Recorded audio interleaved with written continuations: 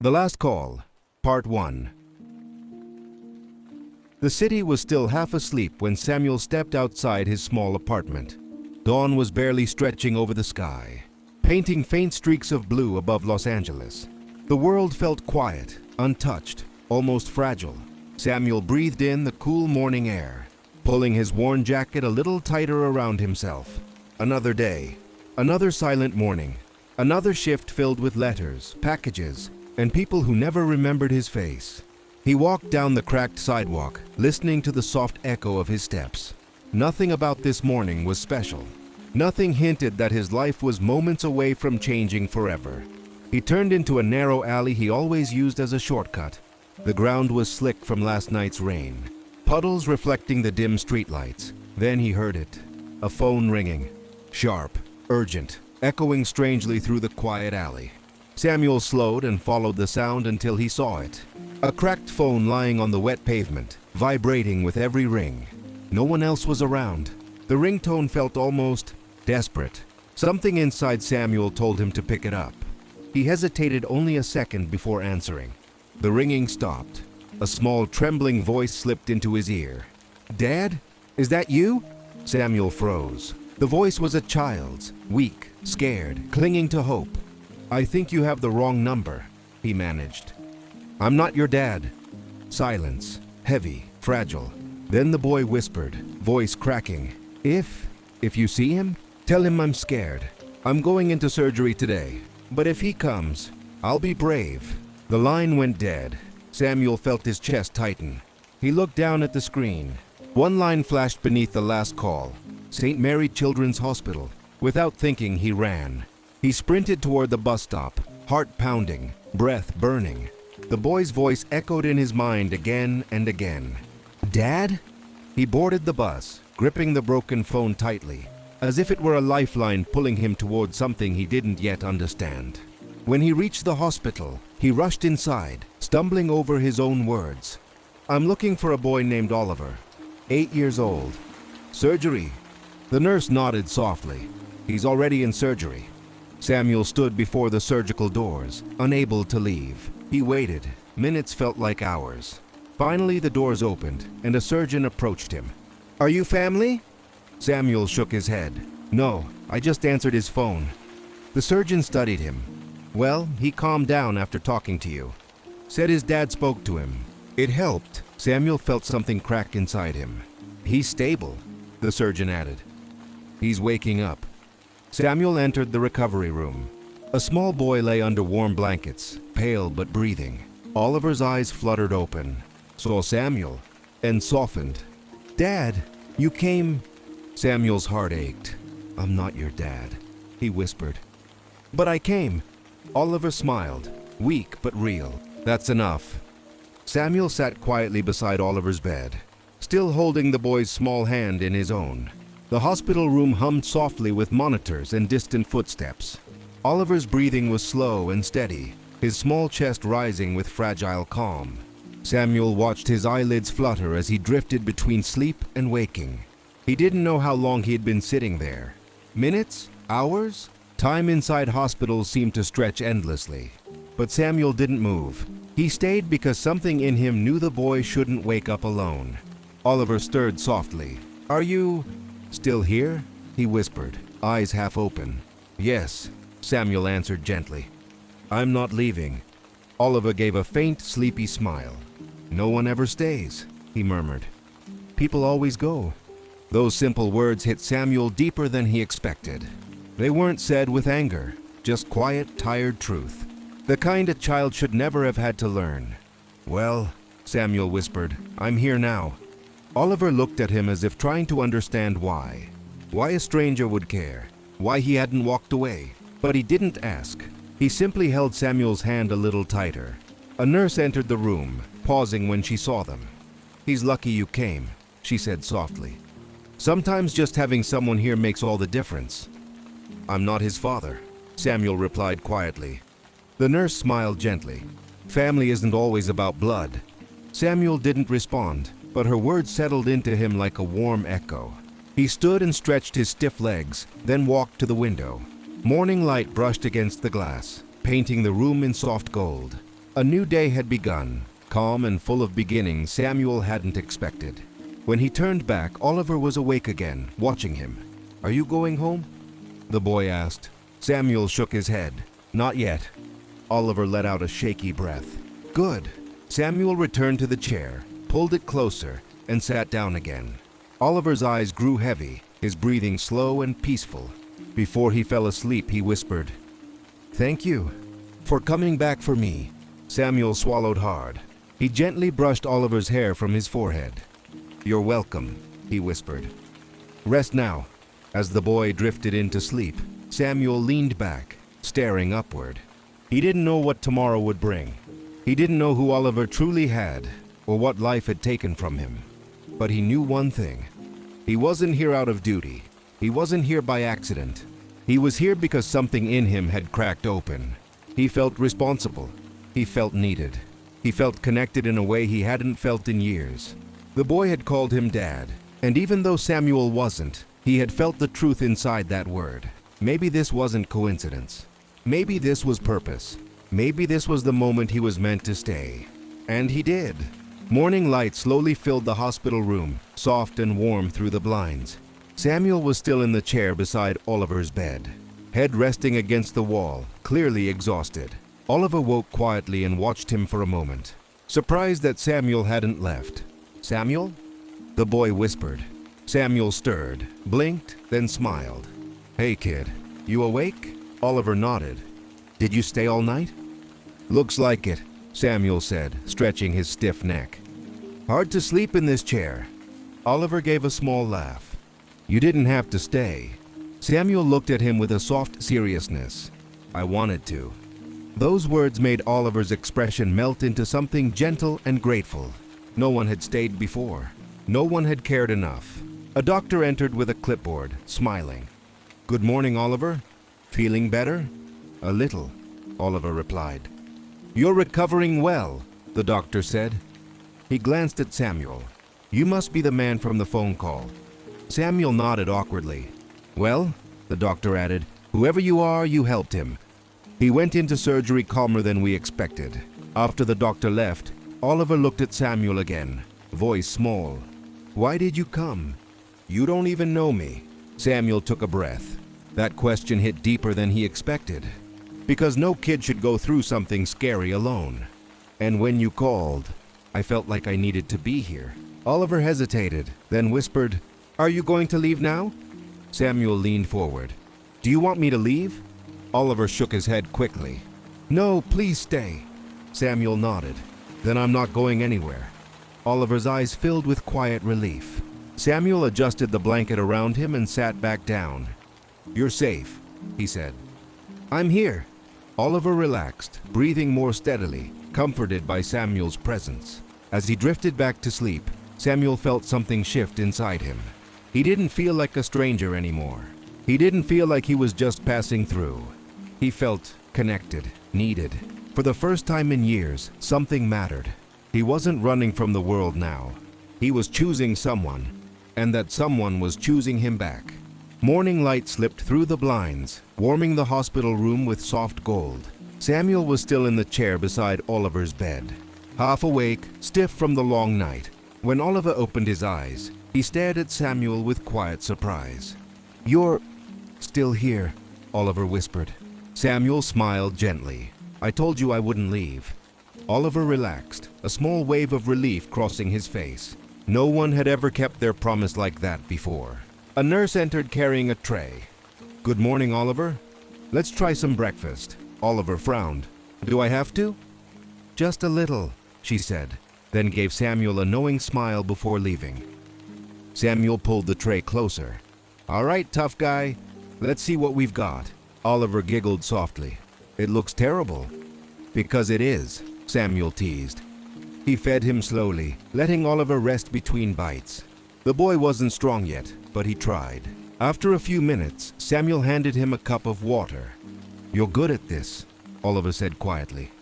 "First time doing it," Samuel replied. "That makes it nicer." Samuel felt something warm settle inside him.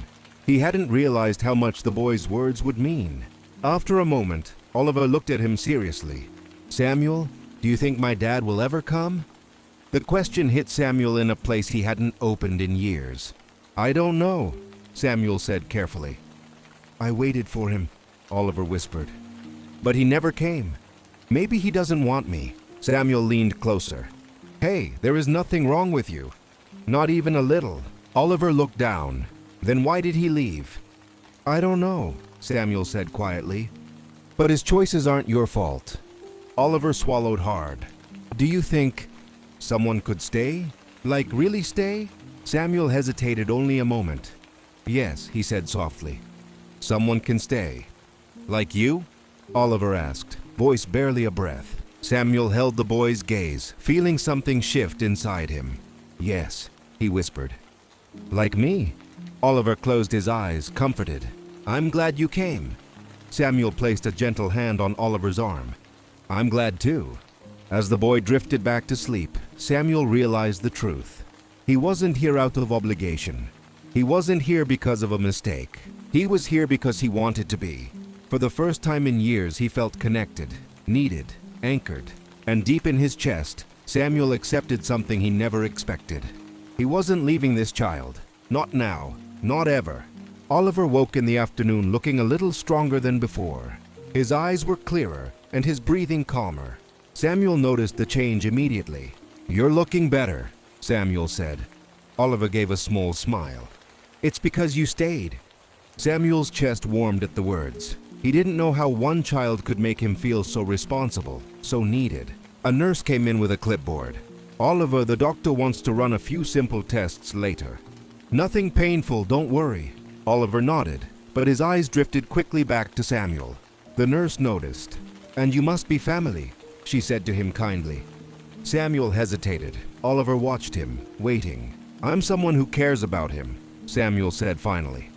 That counts, the nurse replied, smiling before she left. When the door closed, Oliver tugged Samuel's sleeve gently. Do you really care? Samuel took a breath. Yes, Oliver, I really do. The boy's face softened, almost glowing with relief. I'm glad you came, he whispered. Samuel moved his chair closer. I'm glad too. There was a quiet moment before Oliver spoke again, voice shaky. Samuel, can I tell you a secret? Of course. I used to pretend my dad would show up. Every time I was scared, I imagined he'd walk in and say everything was okay. Oliver swallowed. But he never came. And I thought maybe no one ever would. Samuel felt the boy's loneliness sink into him like a stone. He knew that feeling far too well. You're not alone now, Samuel said softly.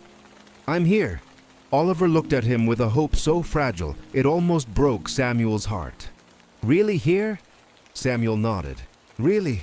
Oliver wiped his eyes. Then I'm not scared anymore. Samuel reached out, holding the boy's hand. Oliver squeezed back. Small fingers curled tight around trust.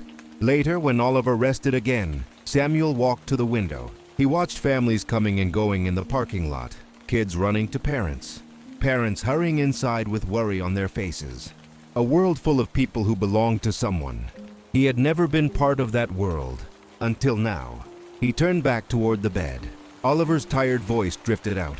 Samuel, will you still be here when I wake up? Samuel sat down again and took Oliver's hand in both of his. Yes, he said without hesitation. I'll be right here. Oliver sighed softly and closed his eyes, peaceful and unafraid. Samuel stayed where he was, watching over him. Something deep inside him had changed, quietly, permanently. He wasn't a visitor anymore. He wasn't a stranger passing through. He was someone the boy trusted, someone the boy needed. And Samuel knew one thing with absolute certainty. He wasn't leaving this child. Not now. Not ever. Samuel arrived early the next morning. The hallways were quiet, and the sun was just beginning to rise. When he stepped into Oliver's room, the boy was already awake, knees pulled up under the blanket. You came early, Oliver said, smiling softly. Samuel nodded. Couldn't sleep much. Me neither, Oliver hesitated. Maybe we can have breakfast together? Samuel's smile widened. I'd like that. A nurse brought in Oliver's breakfast and handed Samuel a small juice cup.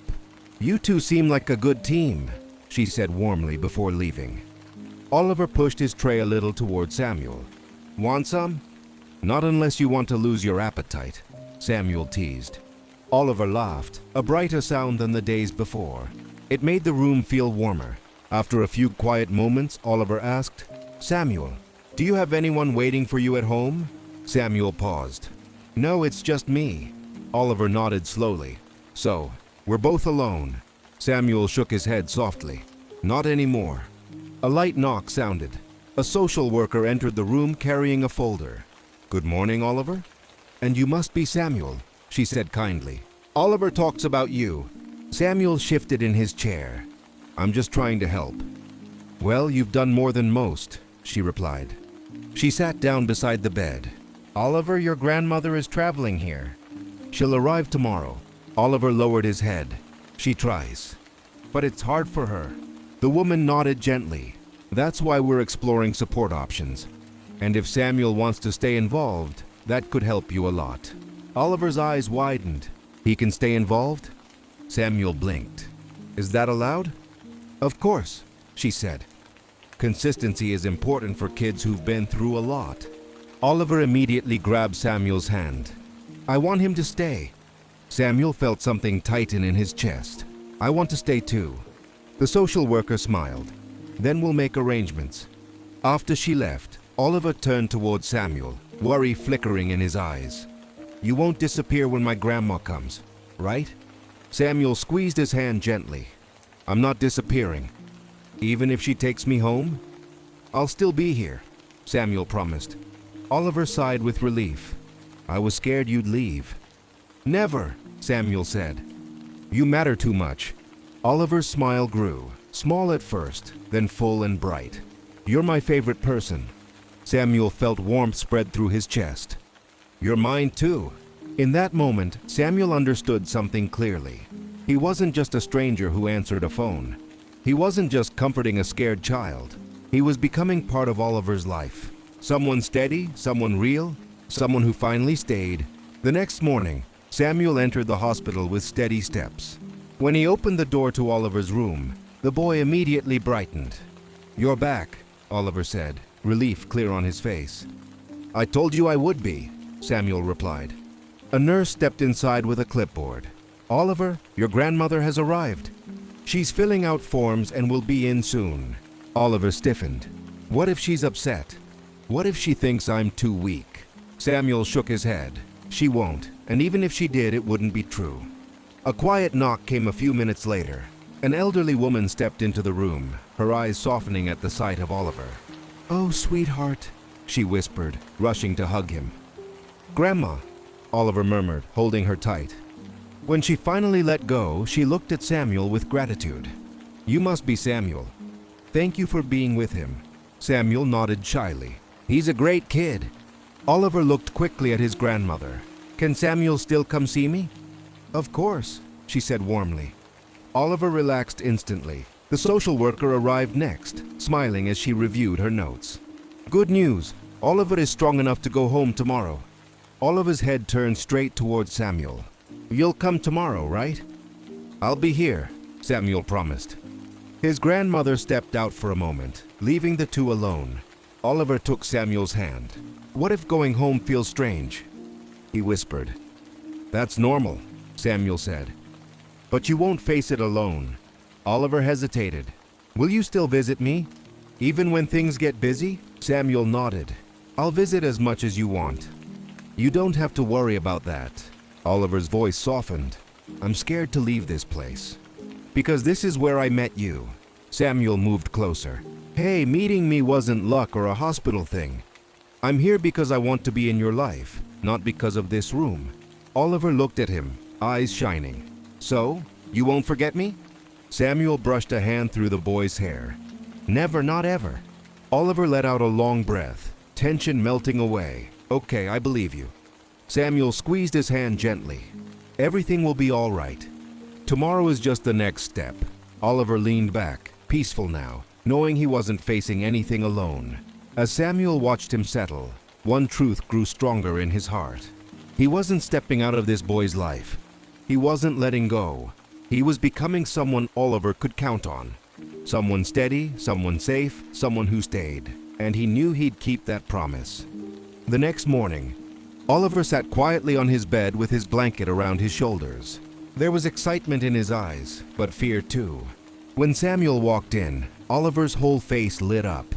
"You came," Oliver whispered. Samuel smiled. "I told you I don't break promises." Today was discharge day. A nurse entered with papers. "Good morning, Oliver. You're going home today." Oliver nodded slowly. He should have been happy, but he kept glancing at Samuel. "You'll come with us, right?" he asked. Samuel placed a hand on his shoulder. "If you want me to." Oliver nodded quickly. "I do." A few minutes later, his grandmother arrived. She looked tired but hopeful. "Good morning," she said warmly to Samuel. "Thank you again." "For everything." Samuel nodded politely. "He's a strong kid." "We packed your things," she told Oliver. "We can leave soon." But Oliver wasn't paying attention to the bag. He looked at Samuel instead. "Are you scared for me to leave?" Samuel shook his head gently. "I'm not scared, because I'm not going anywhere." Oliver exhaled deeply, relieved. A wheelchair was brought in. Oliver frowned. "Do I have to?" "It's hospital rules," the nurse said kindly. Samuel leaned in. "It's just a short ride. I'll walk right next to you." Oliver softened. "Okay." As they moved through the hallway, nurses waved goodbye. Doctors smiled. Oliver held the small toy car Samuel had given him the day before. He gripped it like a reminder of safety. At the main entrance, sunlight poured in through the glass doors. Oliver blinked at the brightness. His grandmother opened the car door, but Oliver didn't get in yet. He looked at Samuel with big, worried eyes. "Samuel, when I go home, will everything be different?" Samuel crouched down so their eyes met. "Some things will change," he admitted. "But one thing won't." "What thing?" Oliver asked quietly. "I'm still with you," Samuel said. "Not just today, always." Oliver's lips trembled.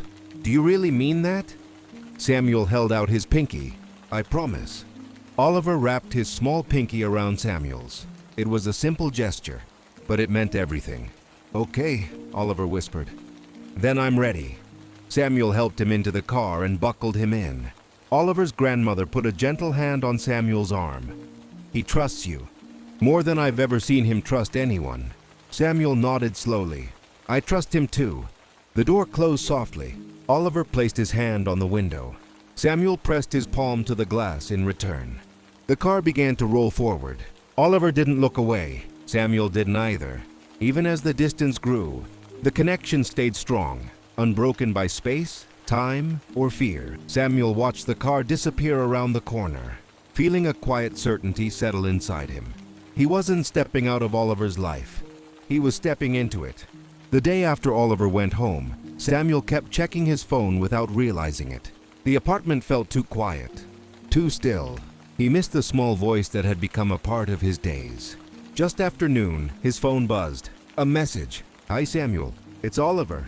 Grandma got me a new phone. I miss you." Samuel smiled instantly. "I miss you too. How are you feeling?" "Good. Can you come today?" Samuel didn't hesitate. "I'm coming."